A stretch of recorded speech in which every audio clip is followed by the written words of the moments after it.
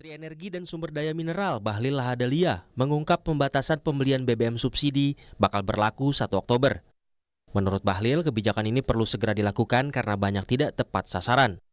Kami kutip dari Kompas.com Selasa 27 Agustus, Bahlil bilang, ya memang ada rencana begitu diterapkan 1 Oktober 2024. Karena begitu aturannya keluar, permennya keluar, itu kan ada waktu untuk sosialisasi. Namun Presiden Joko Widodo menegaskan, wacana pembatasan BBM per 1 Oktober 2024 masih dalam tahap sosialisasi. Langkah ini tengah digodok untuk menghemat anggaran negara. Menurut Jokowi, pemerintah masih akan melihat dinamika di lapangan sebelum mengambil keputusan soal pembatasan BBM. Saya kira kita masih dalam proses sosialisasi, kita akan melihat di lapangan seperti apa. Belum ada keputusan, belum ada rapat. Pertimbangan sama urgensinya apa sih Pak? Apa? Pertimbangan dan urgensinya apa untuk apabila melakukan pembatasan ini Pak? Yang pertama, ini berkaitan nanti ya, utamanya di Jakarta itu dengan polusi. Yang kedua, kita juga ingin agar ada efisiensi di APBN kita, terutama untuk yang 2025. Ya. Hingga April 2024, realisasi penyaluran Pertalite mencapai 10 juta kiloliter atau sekitar 31,63% dari kuota 2024 sebesar 31,7 juta kiloliter.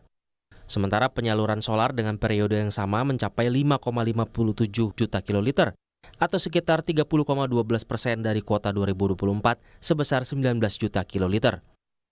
Untuk subsidi BBM dan LPG di tahun 2024, pemerintah menganggarkan 113,3 triliun rupiah.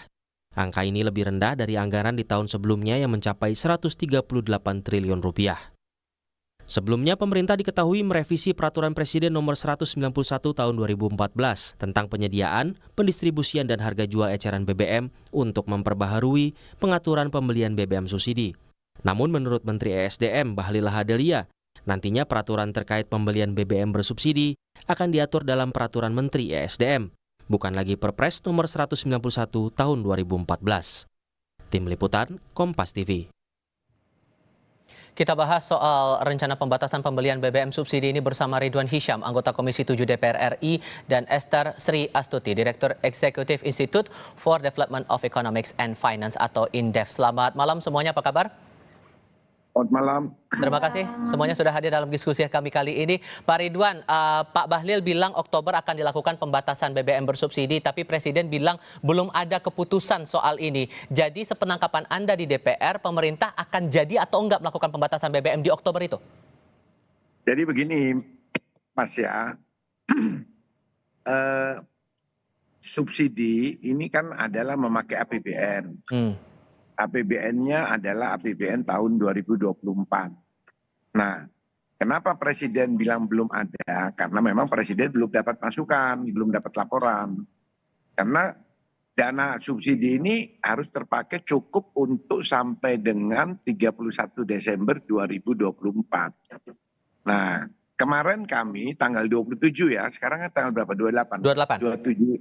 Nah, kemarin kami masih raker sama Menteri ESDM.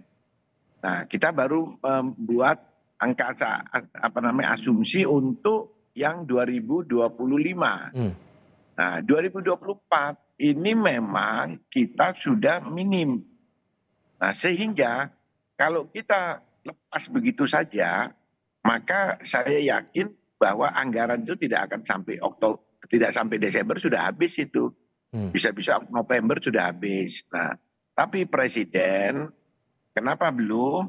Katakan belum karena belum ada rapat. Nah, usulan saya, karena tidak mungkin itu ditambah. Mau dapat uang dari mana kita nambah itu. Maka yang benar adalah memberi batasan. Batasan dalam artian yang memakai dana subsidi ini, contohnya kalau BBM, harus ketat sesuai dengan aturan. Bentuk pengetatannya gimana kalau bocoran yang Anda terima dari pemerintah, Pak? Nggak ada bocoran, kalau kita tidak perlu bocoran, kita terbuka, rapat dengan pemerintah itu terbuka, jadi tidak ada bocorannya. Ya caranya adalah memberi batasan, bukan artian semua ditutup, tetapi harus ketat. Nah, dalam hal ini pemerintah, Pertamina bersama BPH Migas ya, Badan Pengelola Migas itu harus mengeterapkan aturan-aturan yang sudah ada. Itu saja, itu pasti akan turun pemakaian itu. Karena sekarang itu kalau kita lihat di SPBU, itu bebas itu mereka mau siapapun dibiarkan. Nah inilah yang menjadi masalah kenapa akhirnya belum waktunya subsidi itu sudah habis, sudah sedikit, tinggal sedikit. Belum lagi LPG juga disubsidi, LPG 3 kilo. Itu juga semuanya bisa pakai. Oke. Yang namanya restoran itu pakai LPG 3 kilo, itu kan tidak boleh. Nah, jadi bentuk pembatasannya, ini mau menegaskan saja Pak, jadi bentuk pembatasannya itu apakah sebatas pada siap pengguna kendaraan tertentu saja yang bisa mengonsumsi BBM bersubsidi ini, atau sampai pada level menaikkan harga BBM? Saya kira begini, kalau naikkan harga BBM lebih bermasalah, saya lebih mengarah kepada aturan yang sudah ada itu diperketat. Karena sekarang tidak ketat. Nah, tinggal pemerintah memperketat tadi itu, BPA Migas harus turun aparat-aparatnya bersama dengan pemerintah daerah. Baik. Karena pemerintah daerah itu juga dapat dana dari alokasi BBM itu dapat dana yang namanya pemerintah daerah. Nah, terus polisi, aparat kepolisian. Kalau ada laporan jangan dibuat 86. Proses sehingga rakyat itu betul-betul tidak berani, bukan rakyat saja, pengusahanya. Pengusahanya ini membiarkan.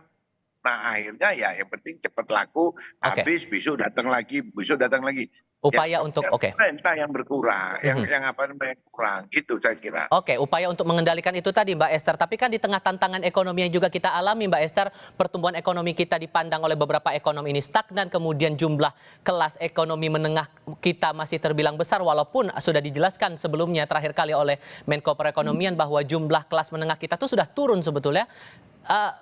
Tantangan ini efeknya bakal gimana kalau jadi pembatasan itu dilakukan, dan idealnya bentuknya kayak gimana?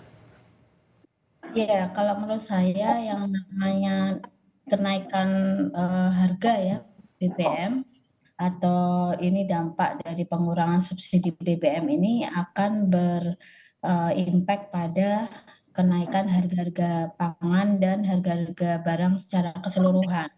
Kenapa? Karena dari harga BBM yang naik itu kan merupakan komponen dari biaya transportasi. Sementara biaya transportasi itu adalah komponen dari pembentukan harga barang-barang. Sehingga nantinya jika pemerintah itu mengurangi subsidi BBM, maka yang terdampak adalah masyarakat, karena ada kenaikan harga-harga barang secara keseluruhan, yang artinya inflasi itu akan naik gitu Mas.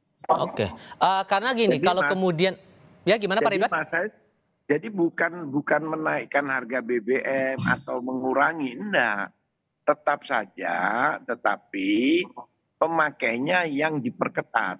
Kalau dikurangi itu tadi seperti yang Ibu Esther bilang, dampaknya macam-macam. Orang yang tidak punya hak untuk membeli atau memakai BBM bersubsidi itu yang dilarang. Jangan ini terus dinaikkan atau terus dikurangi, enggak, ikuti aja ini kan kurang berapa bulan ini kita, tinggal kurang 4 bulan. Nah, masih ada jatahnya, itulah yang diperketat. Jadi jangan dikurangi, kalau dikurang bermasalah nanti. Nah, orang-orang yang tidak tepat, itu tahu ya, yang namanya BBM itu dipakai oleh industri. Itu kan tidak boleh. Nah, itu Mbak Esther, gimana tuh meresponnya? Apalagi kan kalau kemudian jadi jangan merugikan masyarakat. Saya tidak setuju kalau masyarakat dirugikan. Apalagi kan imbasnya kalaupun itu yang harus diperketat. Apalagi kalau imbasnya pembatasan itu terjadi, akan ada peralihan antara pengguna Pertalite ke Pertamax, sementara range harganya terbilang cukup jauh. Maka kemudian bagaimana kemudian pengawasannya nanti Mbak Esther, yang Anda lihat kalaupun betul ada pembatasan ini, bentuk pengawasannya harus seperti apa? Ya, yang paling gampang adalah memberikan subsidi ya yang tepat sasaran pada publik transportasi gitu ya. Sehingga mobil-mobil pribadi itu memang sebenarnya mereka tidak kalau pengen dikurangin ya atau dibatasin, yang paling mudah monitoringnya diberikan pada public transportasi saja gitu. Sehingga di luar dari public transportasi mereka harus bayar lebih harga normal lah gitu, atau beralih dari Pertalite ke Pertamax gitu kan.